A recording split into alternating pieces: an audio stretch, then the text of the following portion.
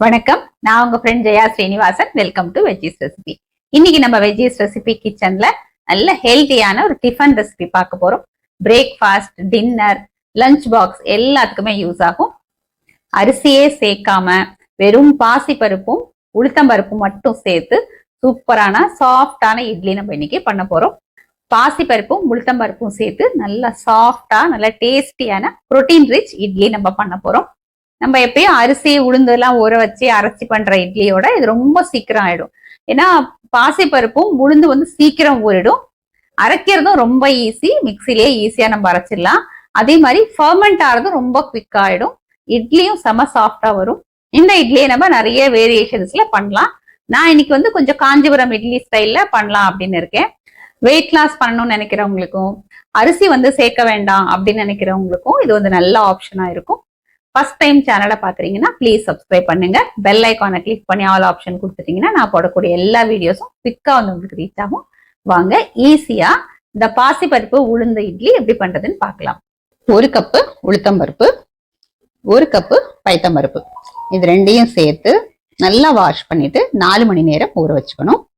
உளுத்தம் பருப்பையும் பைத்தம் பருப்பையும் நான் நல்லா வாஷ் பண்ணிட்டு 4 மணி நேரம் ஊற வச்சிருக்கேன். நல்லா ஊறி இருக்கு. இந்த தண்ணியை நல்லா ட்ரைன் பண்ணிட்டு நம்ம மிக்ஸி ஜார்ல எடுத்துக்கலாம். இப்ப ரொம்ப தண்ணி அதிகமா சேர்க்காம ஸ்மூத் பேட்டரா நம்ம அரைச்சு எடுத்துக்கணும்.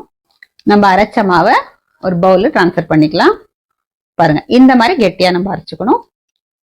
இந்த மாதிரி ஸ்மூத்தான பேட்டராவும் நம்ம அரைச்சுக்கணும். இந்த மாவுக்கு தேவையான அளவு உப்பு சேர்த்துக்கலாம். இப்ப இதை நல்லா மிக்ஸ் பண்ணிக்கணும். உப்பு வந்து எல்லா பக்கமும் ஈவனா நல்லா மிக்ஸ் ஆகணும். நல்லா மிக்ஸ் பண்ணியாச்சு. ஒரு தட்டு போட்டு மூடிடலாம். 4ல இருந்து 6 மணி நேரத்துக்குள்ள இது ஃபர்மெண்ட் ஆயிடும். நம்ம அதுக்கப்புறம் பார்க்கலாம்.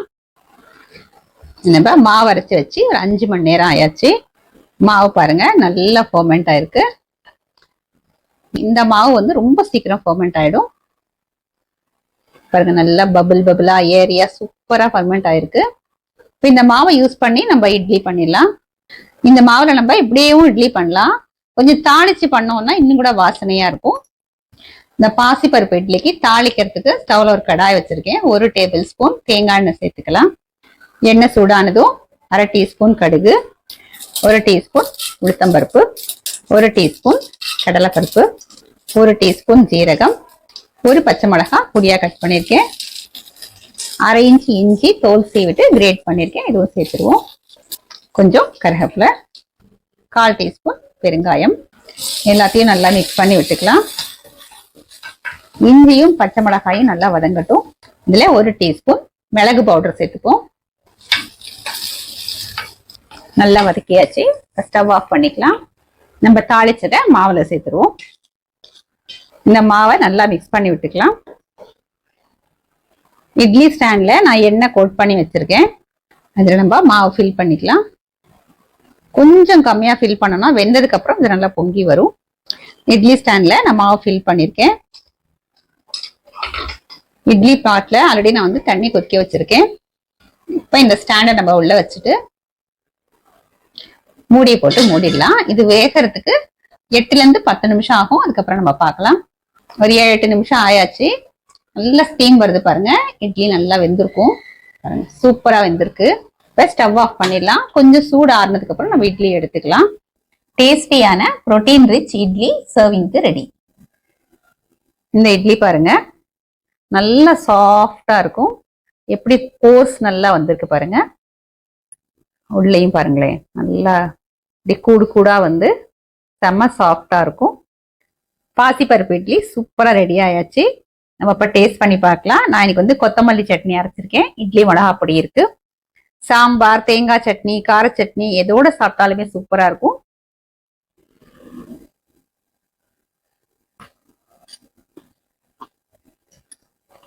அருமையா இருக்கு, சான்ஸே இல்ல, ரொம்ப நல்லா இருக்கு. அந்த பாசிப்பருப்போட வாசனை, அந்த உளுந்தோட வாசனை தனியா தெரியுது.